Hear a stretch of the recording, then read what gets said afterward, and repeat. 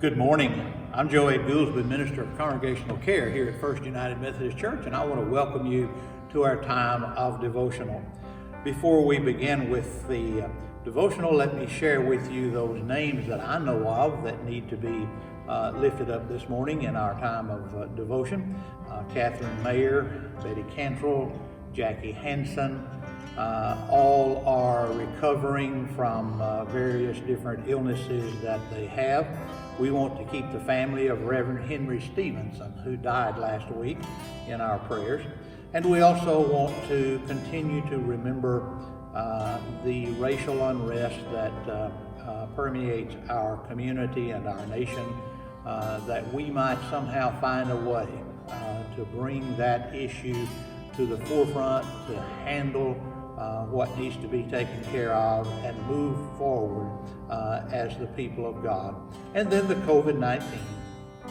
It seems as if we just simply can't seem to get rid of it. It continues to raise its head, and we want to be in prayer for our communities and all of the people who are involved in combating that illness. I want to go back this morning to that verse of scripture that has been my choice throughout most of these devotional times. That 118th Psalm, the 24th verse, where the psalmist says, "This is the day which the Lord has made. Let us rejoice and be glad in it."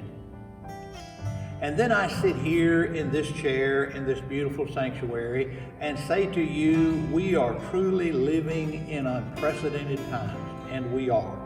You know that, I know that. There are so many things going on that we just simply do not have answers for because we've never been there before. We've not faced the circumstances that we have now before.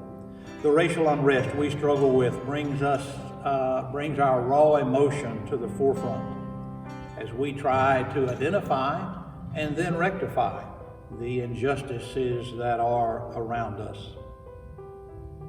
And sometimes we just simply look overwhelmed.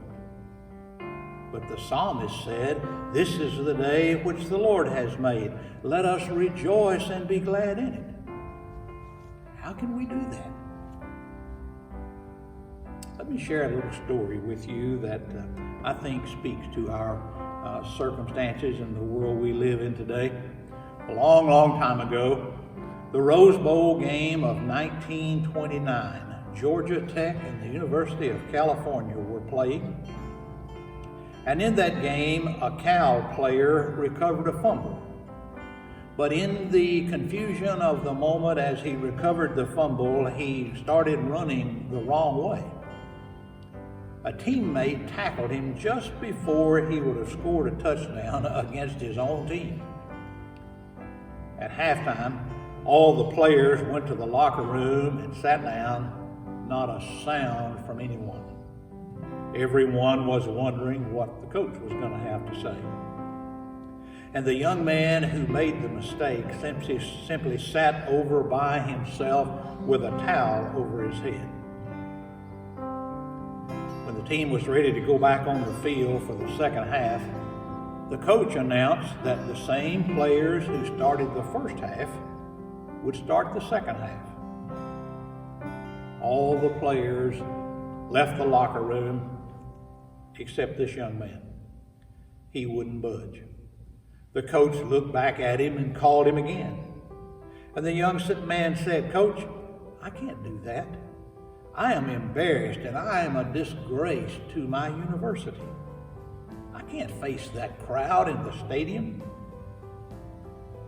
The coach came over and put his hand on the young man's shoulder and said, "Get up and go back in. The game is only half over." Wow, what a message for you and me today. God is a God of grace and forgiveness. Life isn't over. We haven't faced all of these issues that we're facing today, particularly the COVID issue, but it hasn't beaten us. We're still looking forward to bringing people back into our churches and other places and being the people that we know we are. We don't have all the answers, and sometimes our shortcomings are really grievous. But if we'll trust God and make our way back onto the playing field called life, grace is abundant and opportunities are endless. We can be a part of making our world a better place to live if we trust God's love and grace as we go forward. Indeed, it is the day which the Lord has made. So let's rejoice and be glad in it. Would you pray with me? Loving God, we thank you for the opportunities that are ours, even though they are opportunities that we've not seen before most of the time. And they are searching for answers that we don't have. But we know you are behind us, encouraging us and pushing us. We know you are in front of us to light the pathways on which we walk. We know that you are on either and both sides of us, holding us up, supporting us when our knees get weak, and sharing with us that your grace is endless and our efforts must be as well. So as we seek to make the world in which we live a better place, beginning in one small place